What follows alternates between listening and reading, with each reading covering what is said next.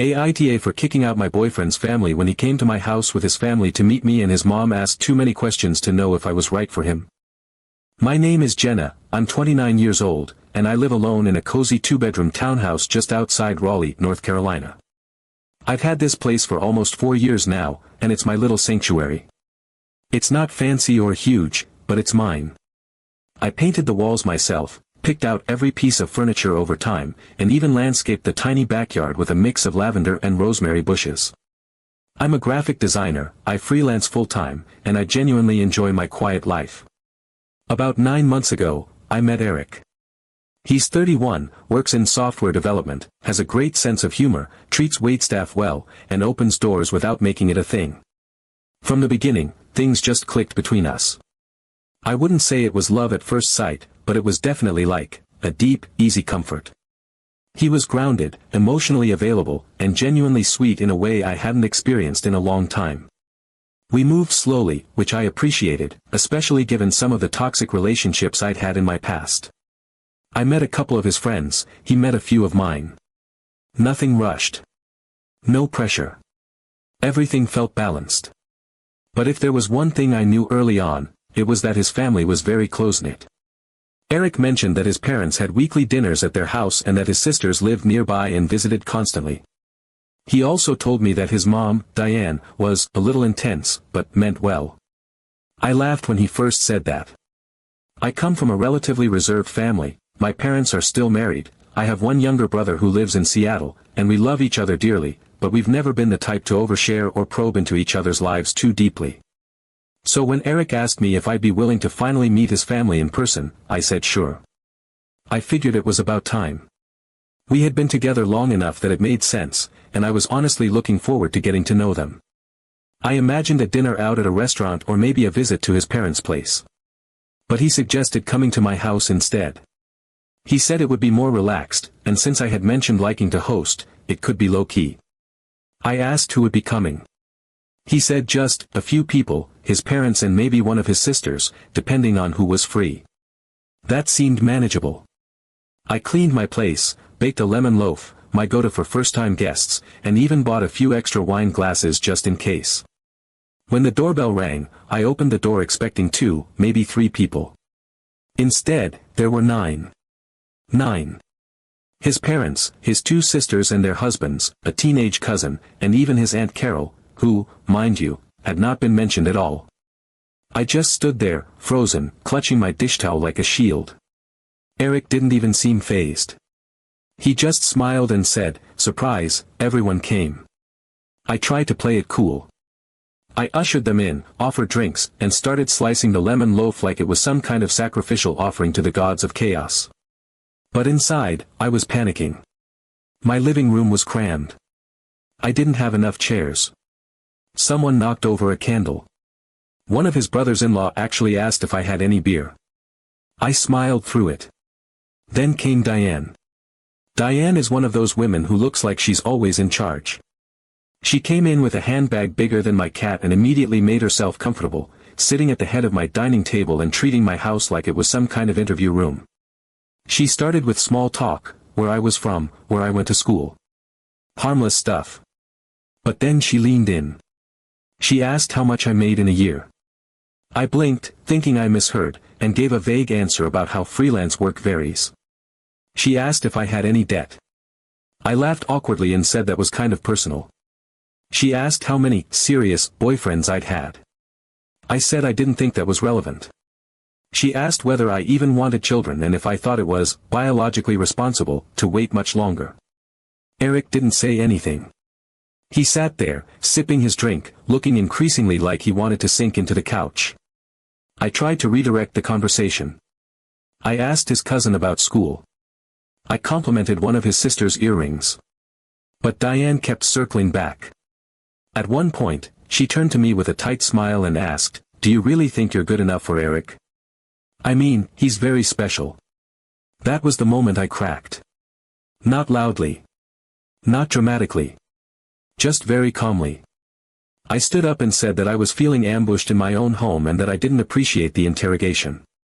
I said I had welcomed everyone into my space with kindness, but the energy was no longer respectful, and I didn't feel comfortable continuing. Then I asked everyone to leave. There was an awkward silence. Diane looked scandalized. His sisters exchanged glances. Someone muttered, "Unbelievable." But Eric stood up without a word, helped them all gather their things, and walked out with them. I stood in my doorway for a full minute afterward, trying to process what had just happened. Then I locked the door, poured myself a glass of wine, and sat down on the floor in front of my couch because I felt too overwhelmed to sit anywhere else. That was 3 weeks ago. Since then, my phone has been a battleground. Diane sent me a long, scathing message saying I had disrespected their family, disrespected her, and embarrassed her in front of her children. She said I had made a scene and that a real woman would have handled it with more grace. One of Eric's sisters called me cold and overly sensitive. Another one asked if I was always this uptight and said it was probably why I'm still single at 29. Eric and I talked the next day. He said he understood where I was coming from and that it was a bit much, but he also said he wished I had just played along for a bit longer. That I could have waited until afterward to say something. That I had kind of blown it up. I asked him if he had known everyone was coming. He paused and said, kind of. Apparently, his mom invited the others without checking with him, and he didn't want to rock the boat. So let me get this straight, I invited my boyfriend and 2 of his family members over, and instead I got an unannounced crowd, a full-on interrogation, and passive-aggressive judgment, all in my own living room, and I was supposed to smile through it. I haven't blocked anyone, but I've stopped responding to the texts. Eric and I are in a bit of a limbo right now. He wants to smooth things over. He says it's not a big deal. But for me, it is a big deal. My home is sacred to me. Respect matters to me. And if someone thinks they can walk in and steamroll my boundaries while being defended by the person I'm dating, then what's to stop them from doing it again? So, am I the asshole? Update 1. After that first circus of a visit, I told myself I wouldn't make any decisions in the heat of the moment. I needed space to separate the whirlwind of emotions from the actual core issue. So I didn't blow up, I didn't block Eric, and I didn't call anyone names, though believe me, the group chat with my best friends had plenty of unfiltered commentary. Instead, I took a breath, reflected, and invited Eric out for coffee a few days later. Not just to talk. To set terms. We met at this quiet little cafe we both like, the kind with warm lighting and mismatched chairs that somehow still feel cozy. I had notes, mental and emotional. I told him I needed boundaries, not abstract, vibe-based ones, but real, spoken, respected boundaries. I explained that my home is not a community center. That having 9 people show up uninvited was not only jarring, it was a violation. I said I needed to feel safe in my own space, that ambushes were not love, and that I was not a pet project for his mother to evaluate. I even said, out loud, I need to be the mistress of my own life. I remembered it from a book I read in college, and in that moment it felt like armor. Eric listened. He didn't interrupt. He looked remorseful, a little embarrassed even. He apologized, not defensively, not robotically. He admitted that things got out of hand. He promised that it would never happen again. We even put a plan in place, any family visit, would be discussed in advance. I could say yes, or no, and no would mean no. No guilt, no passive-aggressive follow-ups, no surprise appearances. It was a relief. I walked away thinking we'd grown a little stronger, maybe even turned a corner. 2 weeks passed. Things felt normal again. We had dinner dates, watched dumb comedies on his couch, and texted throughout the day like always. Once, we even joked about the folder of interrogation his mom had unofficially whipped out. I laughed. He laughed. At least, I thought he was laughing with me. Then Saturday came. It was early, around 9 a.m., and I was living my best slow morning life. Pajamas, messy bun, no bra, oversized mug of coffee, and a half-eaten cinnamon roll I was planning to regret later. The curtains were open, birds were chirping, everything felt serene. Until the knock. I wasn't expecting anyone. I peeked through the peephole, and my stomach immediately dropped like a stone in water. There they were. Again. Eric, his mother Diane, his father, both sisters. And this time, they had come bearing gifts. Diane was balancing a casserole dish and a pie tin. One of the sisters was holding what looked like a framed family photo. Eric was carrying a folder. Not even trying to hide it. A folder. My soul left my body. I didn't open the door. I spoke through it. I told them I was not expecting visitors, that I was not dressed, and more importantly, that this was not okay. Diane piped up immediately. I could hear her voice, falsely sweet with just a tint of superiority. She said they just wanted to stop by, bring some food, have a chat. She said she had prepared a list of questions and discussion topics, because she felt, last time we didn't get a proper chance to connect. As if we were running a town hall. I told her, through the door, that this wasn't about connection. It was about control. That showing up without warning was not endearing, it was manipulative. That she and the rest of the family were not respecting my space. She said, louder this time, that they just wanted to get closer. I told her this closeness felt like suffocation. And then, without another word, I closed the door. I didn't answer when Eric knocked again. I didn't respond to the doorbell. Eventually, I heard retreating footsteps. I stood in my hallway in my ridiculous pajama shorts, heart pounding, coffee forgotten, and I just stared at the floor. I wasn't shocked this had happened, I was shocked how fast it had happened again. After all that talk. After the agreement. After the apology. That night, Eric sent me a long, drawn-out message. He said his family was hurt. That they were just trying to accept me, to bring me into their circle. He said that, this is how it is in my family, spontaneous visits, group involvement, big emotions, no warning. That they didn't mean any harm. That I was taking it too personally. And that's when it finally clicked for me. This isn't about welcoming or love or even cultural difference. This is about control. About creating a dynamic where I'm always on the back foot, always being observed, always being tested.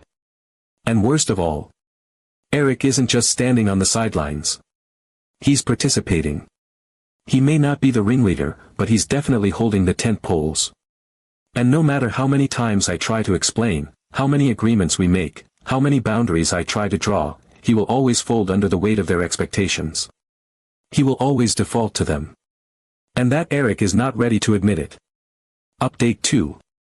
About a week after the last debacle, the one where his entire family appeared at my doorstep again with casseroles and a folder like we were in some bizarre suburban cult recruitment, I got a message from Eric.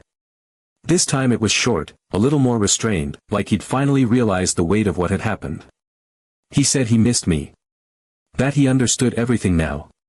That he had done a lot of thinking, a lot of reflecting. That he wanted to see me, not to argue, not to guilt trip, not to fix things overnight, but to simply share a quiet winter evening together. Just the two of us.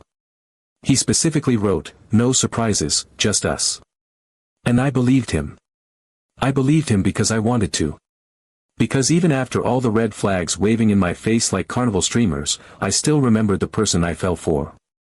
The sweet guy who brought me homemade soup when I had the flu. Who remembered how I take my coffee. Who once spent an entire Saturday helping me assemble a bookshelf without complaining once, even when we realized halfway through that we'd installed every shelf backward. That Eric. That's who I thought I was going to see again. So I got dressed. Nothing fancy jeans, a cozy sweater, the bottle of wine I knew he liked. I even put on perfume, despite the fact that it was freezing out and I'd be wearing a parka over everything. I was hopeful. Hesitant, but hopeful. When I pulled up to his place, the lights were on, and the windows glowed with that kind of golden warmth that makes you think of cinnamon and quiet music and second chances. I knocked, and he opened the door with a smile. For a second, it looked exactly like what I'd pictured. Until the smell hit me. Not a single dinner for two smell. Not pizza or Chinese takeout or something simple. It was layered, roast chicken, stuffing, some kind of caramelized thing, and laughter. Female laughter. Chatter, movement. I stepped inside. I don't know what I expected, but I know what I saw, his entire family. Again. His mother in the kitchen, sleeves rolled up, clearly at home. His father on the couch, drink in hand. Both sisters and their husbands gathered around the coffee table playing some card game. His cousin by the window texting. And in the middle of it all, Diane. Diane with her clipboard. She turned toward me with that too wide smile and said something I didn't even register at first. Then the words landed. She asked if I had ever taken a fertility test, because, and I quote, "It's better to know sooner rather than later." I didn't feel the rage. Not right away. I felt the air vanish from the room. Like I was a balloon someone had poked a tiny hole into, and I was deflating in real time. Everything blurred around the edges. I didn't speak, I didn't scream, I didn't cry. I just turned around and walked out. Eric followed me halfway to the door, calling after me, but I didn't stop. I couldn't. I got into my car and drove home in silence. I didn't even turn on the radio. The bottle of wine rolled around in the passenger seat the whole way back like some stupid metaphor for the evening. For days, I heard nothing. Then came another message. Another apology. He said he understood why I was angry. That he had once again, in his own words, succumbed to family pressure. That his mom had said it would just be a quick drop-in. That it wasn't supposed to be a whole thing. That she had insisted and he didn't know how to say no. The same loop. The same guilt. He asked for one more chance. Not a meeting at his house. Not at mine. This time, on neutral ground. A restaurant. Public place. No expectations. No ambushes. Just dinner. Just us. To talk. He even picked a nice place, one I liked. He swore it was just him. That he needed to talk to me face to face. I didn't say yes immediately. I waited a full day before I replied. But when I did, I told him I would come, but only if he could promise me that it would really be just the two of us. He said it would be. So I went. I arrived 10 minutes early. The hostess seated me at a small table by the window. I ordered water. I straightened the napkin in my lap twice. I watched the door. I tried not to brace for anything because I needed, this to be calm. Eric walked in right on time. And for a second, I exhaled. Until I saw who was behind him. His parents. Both sisters. Their husbands. And, because the universe is apparently run by a committee of sitcom writers, his grandmother. All in coordinated outfits. All smiling like this was the happiest day of their lives. His dad carried something tucked under his arm, and when they approached the table, I saw it. The folder. Only this time, there was a second tab. A new section. Labeled, in actual handwriting, a list of things the family thinks Jenna needs to improve about herself to be a worthy wife to Eric. I didn't say a word. I didn't wait for them to sit. I didn't touch my water. I just stood up, took my coat, and walked right past them, past the hostess, past the front door, and back into the cold. I heard Diane call my name. I heard Eric try to explain. I didn't stop. No screaming, no scenes. Update 3. After the restaurant trap, I drove home in silence. The kind of silence that isn't just quiet, but hollow. I didn't cry. I didn't scream into the void. I just sat in my parked car, gripping the steering wheel with both hands like it was the only thing tethering me to the earth. The absurdity of it all didn't even make me angry anymore. I just felt this deep, tired ache in my bones, like I'd been carrying someone else's emotional furniture for 9 months without realizing it. When I finally went inside, I called my mom. I didn't mean to. I wasn't planning to unload everything right then, but the second I heard her voice, it all came pouring out. Every detail. Every ambush. Every folder. Every silence from Eric. When I finished, there was a long pause. Then she said, with the kind of bluntness only a mother can get away with, "I think you don't need a relationship, you need a lawyer." And somehow, that was the moment I started laughing. Really laughing. Hysterically. The kind of laugh that starts in your chest and then cracks something open. That night, I went to my parents' house. It wasn't planned. It just felt necessary. I sat in the living room I grew up in, curled under the same wool blanket my grandma had crocheted, and we talked. My dad, my mom, my younger brother, and even my aunt, who's a therapist and, more importantly, the person in our family everyone turns to when things get messy. We laid it all out. No sugarcoating. No excuses. Everyone was stunned. Not just by the sheer weirdness of the repeated group interrogations, but by the fact that I had endured it 3 separate times without walking away sooner. My brother kept shaking his head like he couldn't believe what he was hearing. He asked, half joking, if Eric's family was part of some kind of cult. My dad didn't joke. He was genuinely alarmed. He said what scared him most wasn't the mother or the sisters or even the creepy pre-written improvement list, it was Eric. Eric, who stood by every time. Who let it happen. Who watched me drown and never once threw me a rope. Then my dad suggested something unexpected. He said we should have a formal meeting. Both families. Face to face. In my childhood, we used to call these family councils, the kind of gathering where hard things were said, but the goal was truth, not punishment. He said if Eric truly wanted to be in my life, he would show up. And if his family was convinced their way was the right way, they should be willing to defend it in front of people who saw through it. I didn't expect Eric to agree, but he did. Almost too quickly. Like he thought it would be a fun little roundtable where he could play mediator and patch things over. I told him flat out, if I'm interrupted, if I'm questioned, if anyone pulls out a folder, I will get up and walk out, and this time there will be no text message thread to follow. He said he understood. We scheduled it for a Sunday afternoon, at my parents' house. My mom made a pot of black tea and laid out cookies on the table, because, as she said, conflicts are easier when there are cookies. The tension in the room when they arrived was thick enough to chew. My dad opened the meeting. Calm, composed, but firm. He looked directly at Diane and asked if she understood that her behavior came across as controlling and demeaning. Diane didn't blink. She smiled, smug, confident, as if she had rehearsed her answer. She said she was simply protecting her son, that Eric was the center of their family, and that he deserved only the best. Then she turned her gaze to me and said, and I don't see Jenna rising to that level. The room froze. My brother practically jumped out of his chair. His voice didn't shake, it thundered. He said it outright, she had just called his sister unworthy, in her own home, in front of her family, and asked if she was okay with that. Diane didn't even flinch. Her husband looked away. Her daughters sat in awkward silence, arms crossed like they were at a PDA meeting and not a full-on character assassination. And Eric? He looked at the table. He didn't speak. He didn't defend me. He didn't so much as raise a hand to say, that's enough. He stared at the wood grain like he was trying to disappear into it. And that was the moment everything inside me settled. I wasn't angry. I wasn't embarrassed. I wasn't confused. I was done.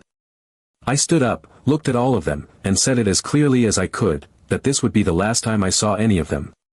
That I didn't need a family who viewed me as a project to be fixed. That I didn't need a man who let me be dissected in public and private without blinking. That I didn't need to fight for basic dignity. Eric didn't follow me this time. He didn't call out after me. He didn't explain. And that silence said everything words never had. We broke up that night. No drama. No storm. Just the clean cut of truth. I went home, lit a candle, and sat alone in my kitchen. And for the first time in weeks, I didn't feel tension in my chest. I felt clarity. I felt like I'd finally come back to myself. I used to think love was about chemistry and compatibility. That it was enough to laugh together, to hold hands in public, to have a good rhythm in bed. But now I understand something deeper, love is about alliance. It's about respect, about protection, about knowing your partner will hold the line when others try to cross it. It's about boundaries, and whether the person beside you helps guard them, or hands out maps to anyone trying to invade. I have no regrets. I chose myself.